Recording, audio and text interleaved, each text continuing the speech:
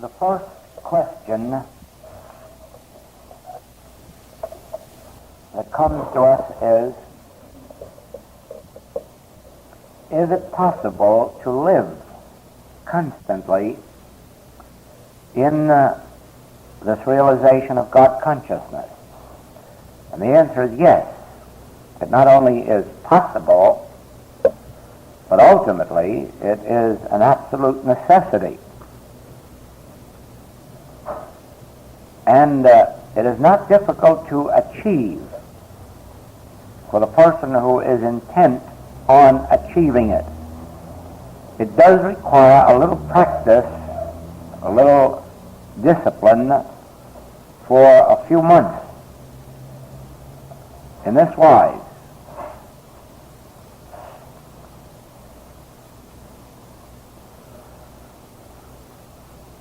the earliest possible moment after awaking,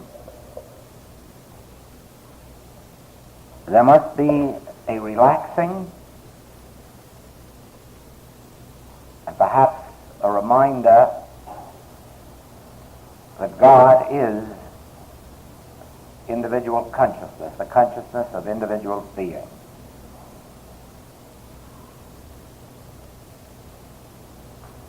That makes us all one in Christ Jesus, in truth, in spiritual being. And of course, that one mind, that one soul, that one consciousness, knowing our need before we do, supplies it. It is its good pleasure to give us the kingdom.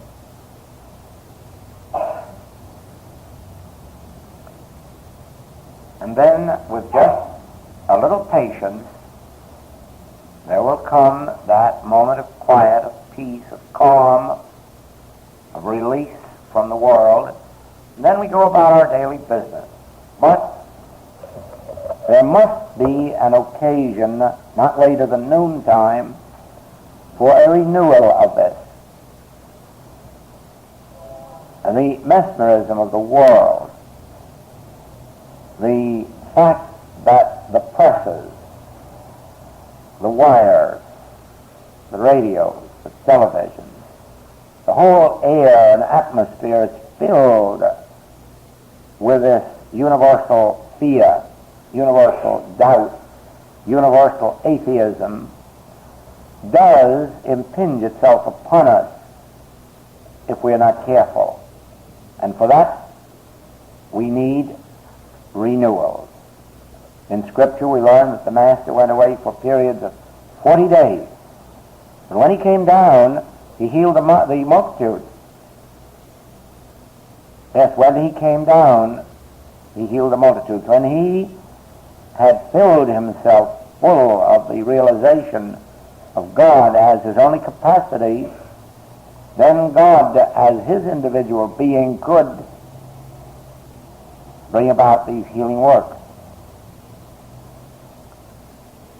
We not only require an occasional 40 days, but we require many 40 hours, 4 hours, 40 minutes, 4 minutes, many periods of renewal. And so, certainly about dinner time, this should be renewed again, and at bedtime, and as many of you already know, on waking at 2 or 3 o'clock in the morning. We awaken for that specific purpose, and yet we don't do it. We are awakened by that which knows our need, and our need always is for refreshment, for renewal, for opening of consciousness to this divine inflow. Now, as we make a conscious practice of that, the weeks and the months slip around, and the first thing you know, you find strange things happening in your experience. You find people and you find things flowing to you that you never had taken thought for, that you had never consciously believed possible. You see virtually miracles happening every day of your life. How did this one know that I needed this? How did this come just at the moment when it was necessary? How did this contact come about? All of these hows and wheres and what. It becomes really and truly watching a life of miracle unfold. There again comes a period of danger. We are apt to get so fascinated with these persons and things and demonstrations as they come that we forget the source. And therein lies the danger. It is not the thing that is of importance. It is the principle of the thing that is important. Like the Master feeding the multitude. Feeding them how many times? Probably 3 in his 3-year ministry. Why only 3? Why not 33? If he had the capacity to do it once, he had the capacity to do it 100 times. Why only 3? He was revealing a principle. His interest wasn't in feeding hungry people. His purpose, his mission, was to reveal the principle of it. And in performing it 3 times for them, I'm sure he felt that if they were ever to learn it, they would learn it then. And so, in our metaphysical work, we hear far too many demonstrations of healing and of supply, and too few explanations of the principle that brought it about. We get fascinated with the demonstration.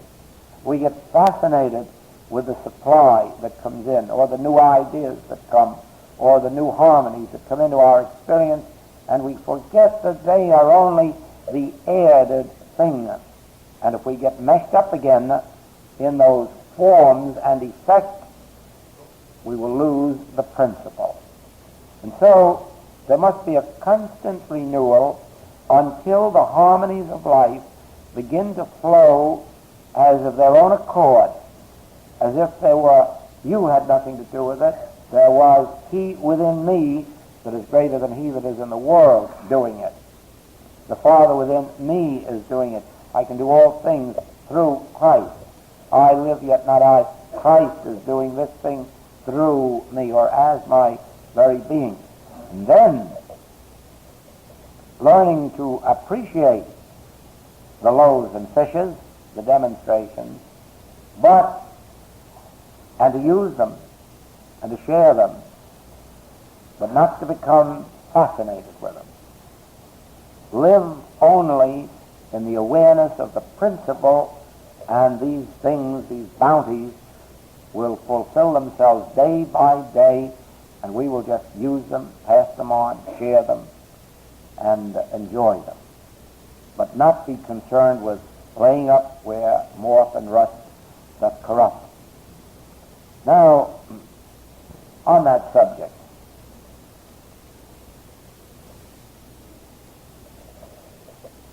this is an important point to remember. In the atmosphere of this room, you will not be fooled. But in the activity of everyday life, and more especially in the reading of some metaphysical literature, you are apt to forget the entire revelation of spiritual truth. Let me repeat again that since God is not only the creative principle, causative principle, but the substance and activity of the universe, this is a spiritual universe. And it is perfect, it is immortal, complete, harmonious, God-governed, spiritually governed, protected, maintained, sustained. Every individual on the face of the globe is God itself in manifestation, in expression, in individualization. God itself, the one life, the one mind, the one soul, the one substance, the one law, the one activity appearing on earth as man. And we can all accept that sitting here in this room and in this atmosphere. It is only when we go out on the street tomorrow and mix in the business world and find the appearance of sin, disease, death, lack, limitation, that we are apt to turn to our metaphysical thought and say, oh, this is an illusion. Oh, this is unreal. Let's disregard it. Let's forget it. Let's pay no attention to it. Therein lies trouble. God and God's creation is not unreal and is not an illusion. The manner in which we behold God's creation constitutes the illusion. And so the illusion is never out there. There is no illusion out there to be wrecked. Almost everyone in the metaphysical world who has been touched by Oriental teaching has, I say almost everyone, has been wrecked on that very point of Maya or illusion. Because in 99% of all Oriental teachings, this world is an illusion. And this world is not an illusion. This is the world that God made and found to be very good. The illusion is our concept of this world. And our concept is not out here to be got rid of, to be destroyed, to be overcome. Our concept is always an image in thought, a belief in thought. And therefore, to make the remark or to accept the belief that our body is an illusion is to become a party to suicide. To accept the belief that this world is an illusion is, at least in belief, to separate ourselves from the good things of this world. Please remember this. I am not an illusion. I am God. Please remember that I is just as much God when it is appearing as individual you and me, or individual he, she, or it. It is still the one life, the one mind, the one soul. But if I look out here and see sickness, sin, disease, lack, and limitation, I am certainly seeing an illusion, but the illusion isn't out there.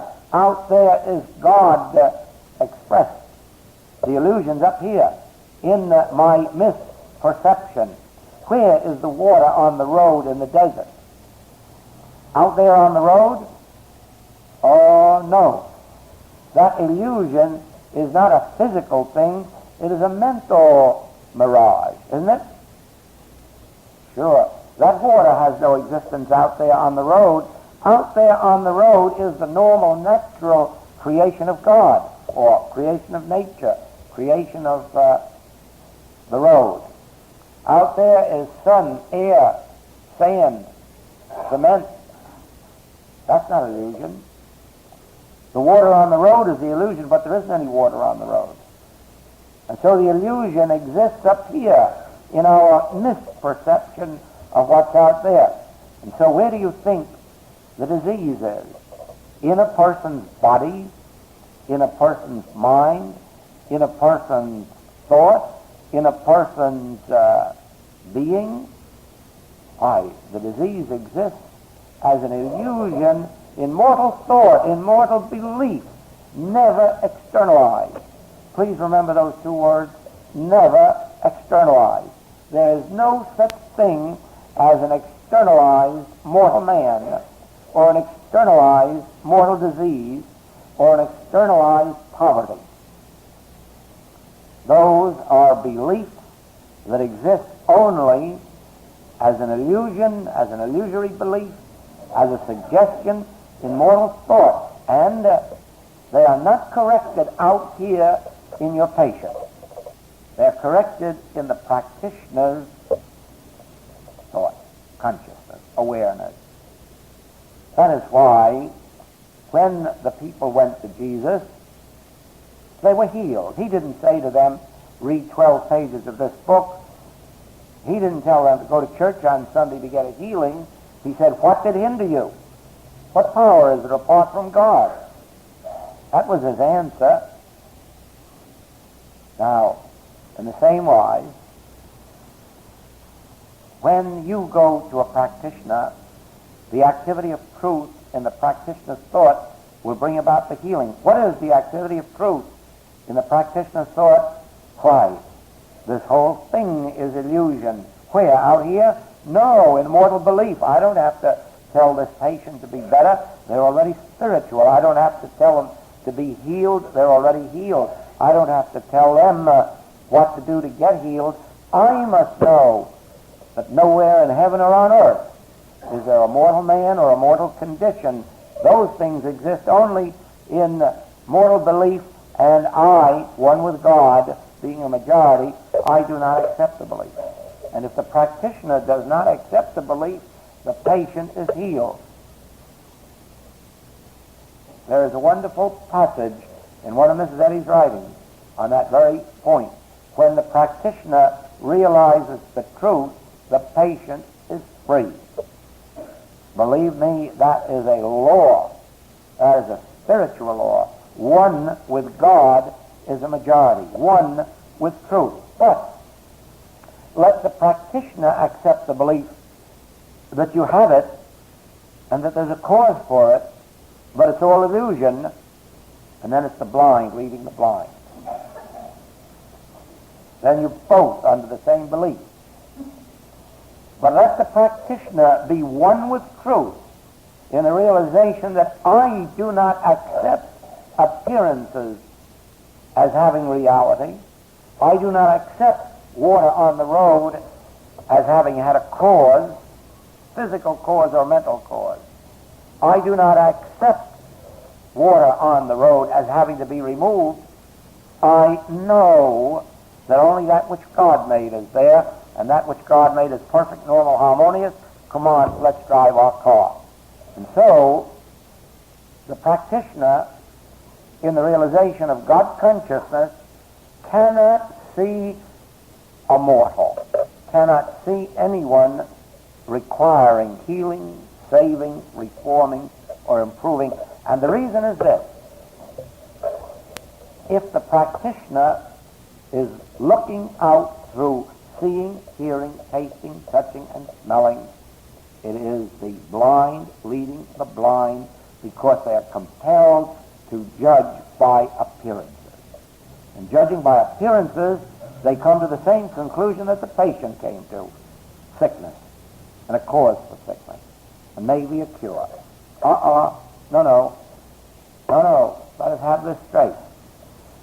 No one is a practitioner until they have attained enough of spiritual awareness to be able to discern through spiritual faculties. And through spiritual faculties, Peter can say, "Thou art the Christ." Now, flesh and blood will not give this verdict. Judging by appearances will not give this verdict. But shutting out the senses, turning within to the Father, the divine faculties, the spiritual faculties, spiritual consciousness, what do we hear? This is my beloved Son, in whom I am well pleased. Who is? Whoever the individual may be, that turns for help. Anyone who turns to spiritual means for help, of them it is revealed, this is my beloved Son. As a matter of fact, those who do not turn are in their true being that same Christ. But not having awakened even to enough of their identity to realize the need of spiritual awakening, they will be like the prodigal. They will remain separate and apart from the Father's house and separated from the royal robe and jeweled ring, emblems of spiritual airship. Now then,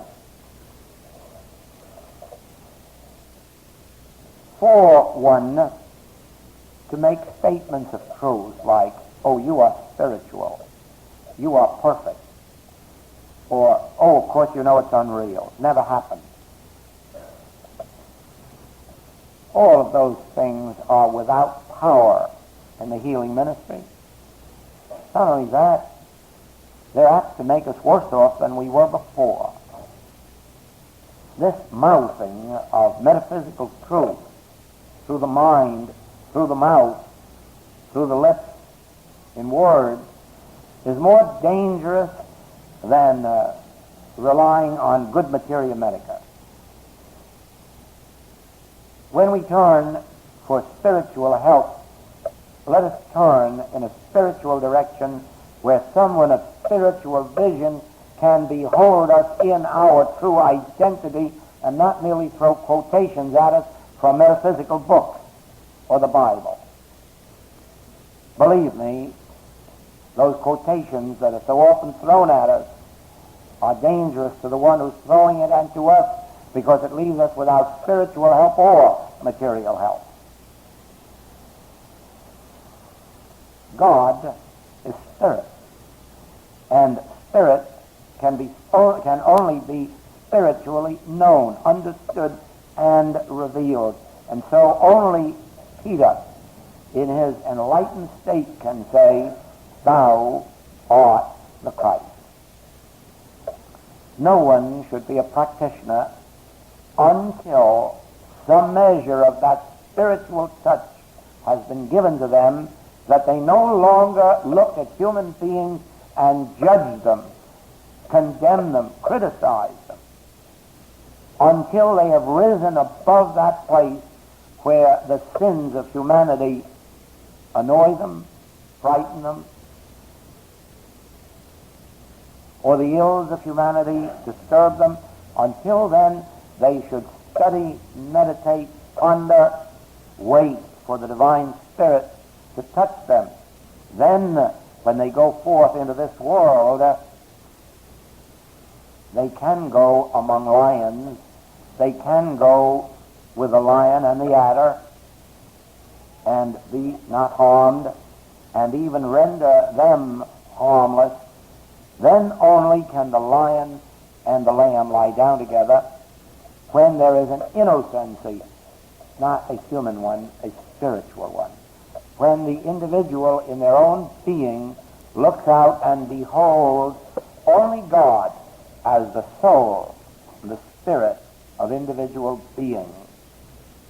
Oh, of course, sinners come, saints come, sick people come.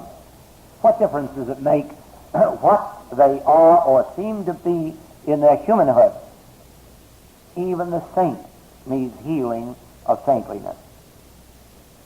Even the harlots will get to heaven before John the Baptist. Even the saints need healing of their saintliness. Why? There is no such thing as personal goodness. There is no such thing as personal wisdom. There is no such thing as personal qualities of good. All good is God. God is all good, and God is the only good. Why callest thou me good, or spiritual, or wise? It isn't true. God is spirit, God is wisdom, and God expresses its wisdom as our individual capacity, and that is why our individual capacity is infinite, only because it's God's capacity. Let us not forget this. When beholding error in any form, do not think of it as an illusion out there. Do not think of it as something to be removed, healed, or corrected, or reformed out there. Remember, the only place for all this correction is in the mind of the practitioner. And when the practitioner, through spiritual discernment, can say, "Thou art the Christ. Thou art the Son of the Most High." Whether he's talking to the woman taken in adultery, or whether he's talking to the man tied up with arthritis, or the beggar on the street, or the alcoholic. Only when the practitioner can say, "Thou art the Christ, the beloved of God," then can healing appear, but not because of this affirmation, not because of this quotation, but because of an inner vision that enables the individual actually to see and behold the good at the center of this individual's being. Do you see why I say God cannot be known through words or thoughts? God must be experienced. And when you experience God, you understand God as individual beings, and then you'll understand why, if you say that you love God whom you have not seen, but do not love your fellow man whom you have seen, you are a liar. Why? Is there a God aside from man? No. No. The only God there is the God that appears to us as individual you and me. And when we behold anything else, that is the illusion, but the illusion isn't out there. The illusion is in our false sense of what is out there. Is that clear? Now, when a healing takes place, you will realize that while it appears again to our human sense as an improved body, or an improved health, or an improved pocketbook, actually that also is not there. That is merely our interpretation of what is there. What really is there is God made manifest, and we are beholding more of that godliness, only we are beholding it again in the language we understand. It may be French or English, it may be improved health or improved wealth, but it isn't those things. It is the activity and presence of God that we're beholding. So every healing that you witness is really more of God that you are beholding, and therefore it means that your spiritual capacities have been enlarged. That is why we have experiences such as one that I had recently of a lady who had been very, very ill for a good many years and who knew herself to be an atheist. But her friend told her that Mr. Goldsmith could give her help. Oh, she doubted that very much. But this particular day she was in such pain, and this had been going on, remember, for close to 30 years, that, well, she decided to ask Mr. Goldsmith, "Do you think you can help me?" And Mr. Goldsmith said, "Probably so, if you want it." "Well, yes, I do." And the next afternoon, the friend called up the lady and had a conversation with her in which the lady mentioned nothing about her health until she was asked. "Oh," she said, "that's a strange thing. You know, during the night, this entire condition left me, and there isn't a trace of it. I was trying to figure it out, and I realized, you know, this is nearly 30 years. It was just time for it to go."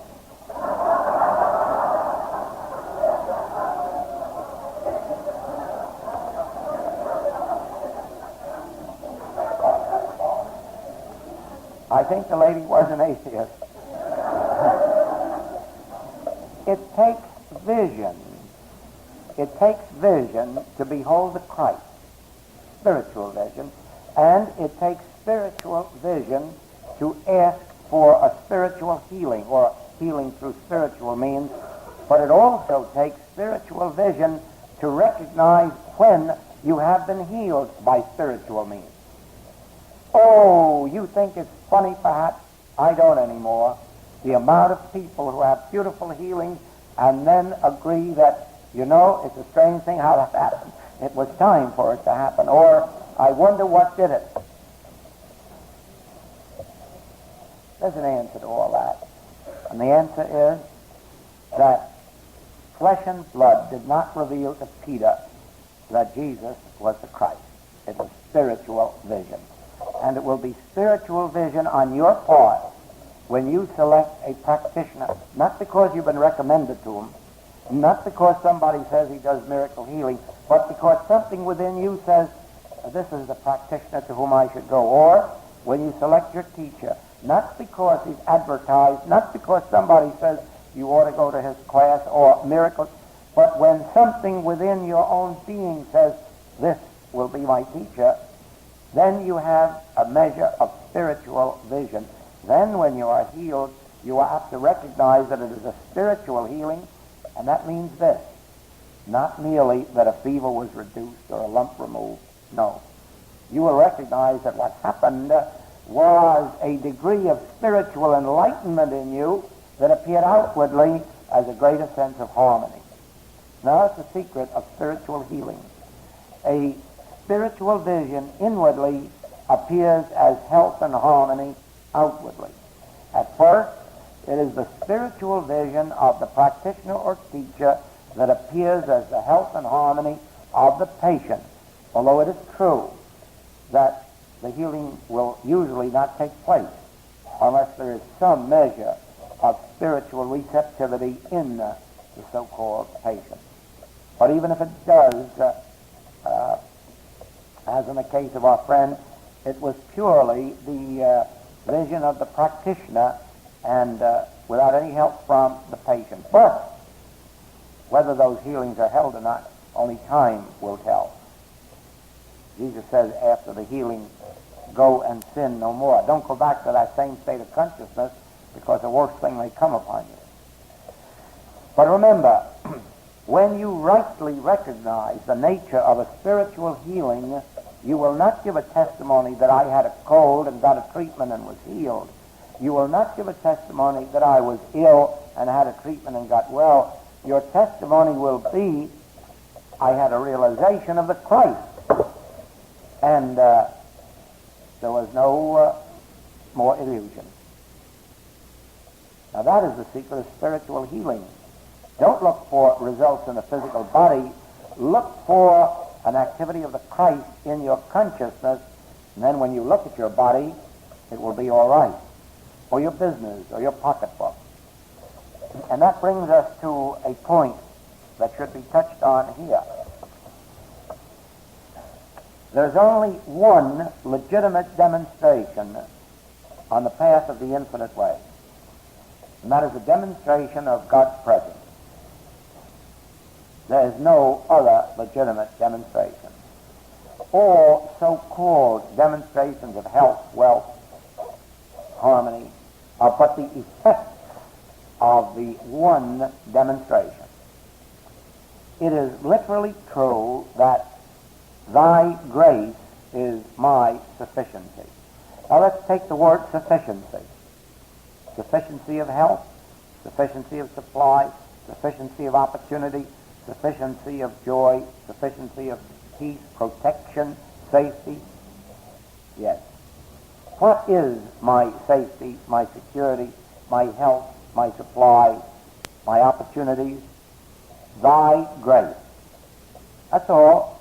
Thy grace appears as my sufficiency of health, harmony, wholeness, completeness. Therefore, I have only one demonstration to make. The demonstration of thy grace. Because that grace is my sufficiency in all things. In all things. Thy grace. Let us remember that one prayer, one realization is sufficient. The statement will do us no good, and reciting it 1,000 times will do us no good. But a realization of that truth, that our only need is thy grace, and the realization of the presence of that grace will appear as our sufficiency in all things.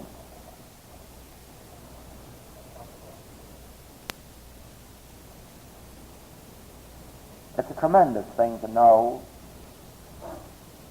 that our only need is the realization of the invisible, and that realization of the invisible appears tangibly as the visible.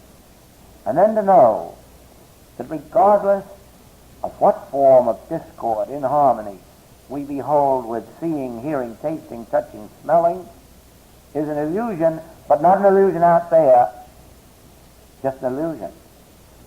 And not an illusion that has to have something done to it. The realization alone that it is illusion is a realization that it has no substance, no law, no cause, no activity, no form, no effect. Isn't that enough to know? That an illusion has no substance, no law, no cause, no being, and then no effect. And when you've known that truth, you have it all for tonight anyhow. Thank you.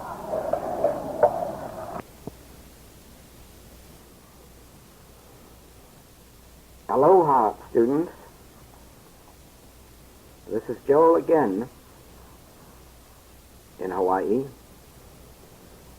And now that you have heard the first and second tapes of this Honolulu closed class, which becomes a part of the class and practitioner work, you can better understand what I meant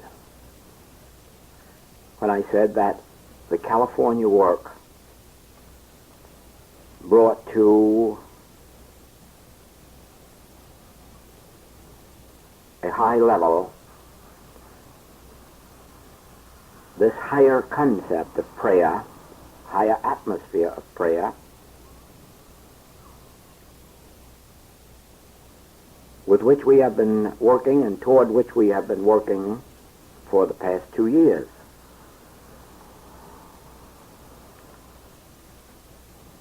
In this tape, you have seen higher concept of prayer and higher concept of treatment. And this next step that I would like you to see is that the more you understand, the more you comprehend of this phase of prayer and treatment, the higher state of consciousness you have attained. Now hear this very carefully. If you were not attaining a higher state of spiritual consciousness, this attitude of prayer and treatment would not be clear to you. You can almost measure your own growth, your own development toward Christ consciousness if what you are hearing in this California series and in the New Hawaiian series is clear to you, understandable, and if it is becoming more simple to live in this particular atmosphere of life, this consciousness of life, you are advancing spiritually, you are progressing toward that mind, toward the realization of that mind, which was also in Christ Jesus. That mind, the mind that was in Christ Jesus, is your mind. Of course, it is the mind of every individual in all of the universe, since there is no other mind. But it is only in the attainment of the realization of this mind or this state of mind that you can demonstrate and live the spiritual life of grace.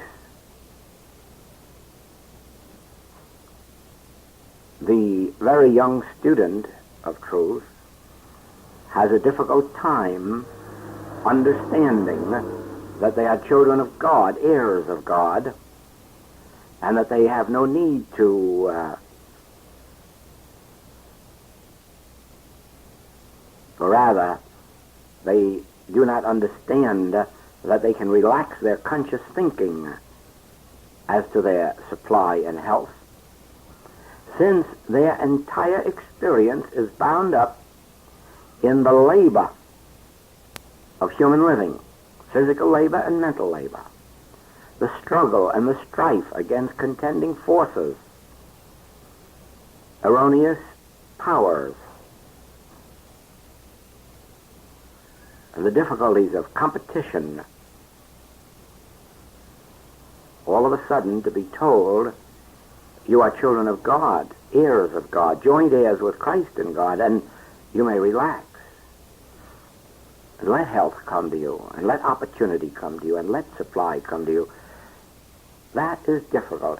And you and I, at one time, were in that very stage, the stage of believing it too good to be true. Then came the stage when, through affirmations and denials, reading of many books, attendance at churches, lectures, services, classes, with a great deal of effort, with a great deal of mental strife and struggle, we began to achieve a freer sense of being, a freer sense of existence. That was a sign of our spiritual development. Now, if this California series and the new Hawaiian series seems perfectly logical to you, then you may know that you have attained a very high state of spiritual development. You have gone beyond metaphysics into an actual living of the spiritual life. In other words, you have been touched by the finger of the Christ.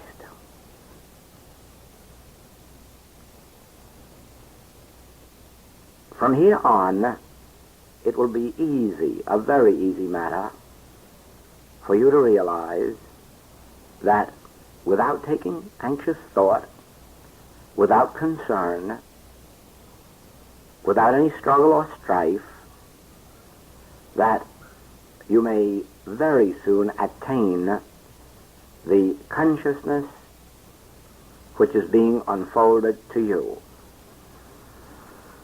I think at this point that I can tell you the direction in which we are going.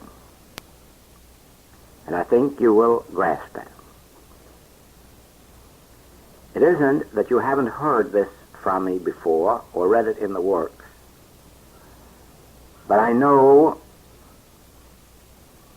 much more than you can realize that what I'm about to tell you, even if you remember reading it or hearing it, was nothing but an idea in mind, probably a vague hope. Here is the direction in which we are going. The real truth is this: there are no laws or powers of error. There are none to combat, none to fight, none with which to struggle. It is somewhat like swimming. If you can't swim, or if you're a poor swimmer, then you know the struggle to keep afloat. You know the struggle to get from where you are to that point 100 yards away from where you are. But if you are a swimmer, this must make you smile. For you already know that there is no struggle to stay afloat. That is the function of the water, to hold you up. There is no effort to swim 100 yards. It is the most normal, natural thing in the world to glide right through the water without fight, without struggle. Ordinarily speaking, I mean, where there are no wild storms. You would be surprised how simple a matter it is to get through the water, and even where there are storms, and even where the distance is long, to do it without any exertion, since it is possible to rest continuously while swimming. Now, every swimmer knows that this is true. You not only swim, but you rest while you are swimming. Why? Because with every stroke, the body glides through the water of its own accord, that is, on the impetus of the stroke, without any further effort. And by the time the next stroke is required, you have been rested from the last one. It is really as simple as all that. Well, so it is in this higher atmosphere of the spirit. There is no effort involved.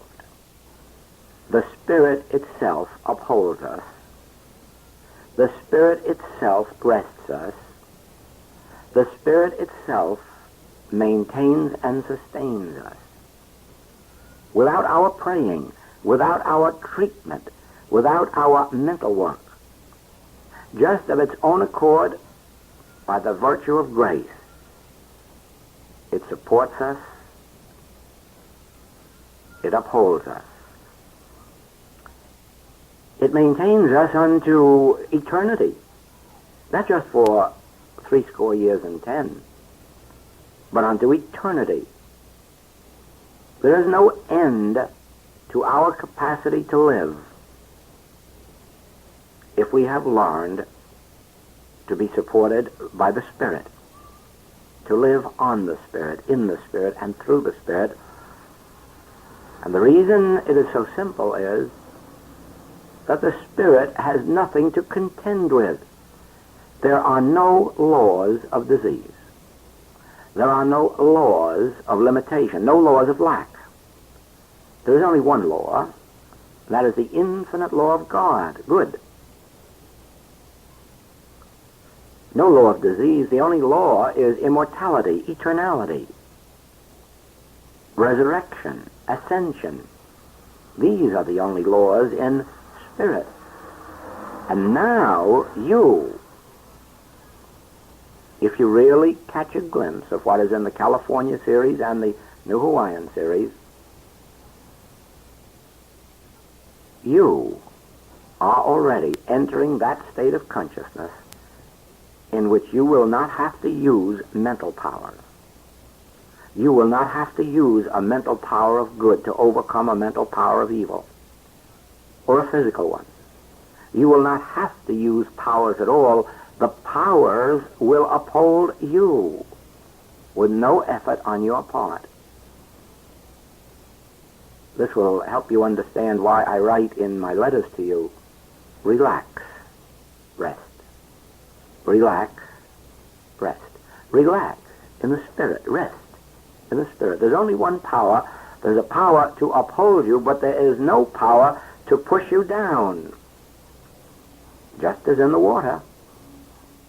Any swimmer will tell you that there is no power in the water to push you to the bottom. On the contrary, once you understand the principle of the water, it is virtually impossible to sink. The water will not let you get down very far. It not only holds you up, but if you start to go down, it pushes you up. The water has a buoyancy of its own, and the power of gravity does not operate there, nor does it in spirit. In spirit you have only one power, the upholding, sustaining power of grace.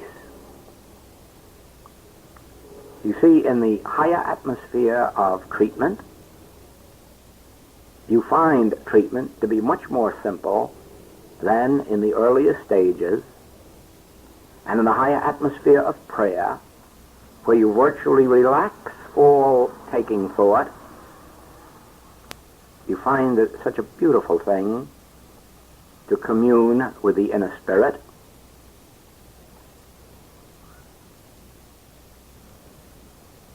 And through this, you prepare yourself for the ultimate experience, which to some few of you has already come, and to most of you, who are our earnest students, will soon come. That is, the actual God contact, the actual God realization the actual living in and of the soul. You have been brought to this higher level of treatment and prayer through all of the earlier stages, those stages that are defined in the writings and in earlier classwork. And through the writings and all of the earlier classwork, the consciousness of the teacher, the consciousness of the Father, has been sustaining you and leading you and drawing you to this point of individual revelation. In reviewing our tapes and my writings, I find nothing that should be omitted. I find that with every step of the letter of truth, you have likewise been given a spirit, or the spirit of truth, the consciousness of truth, to support your forward steps. And that will ever be.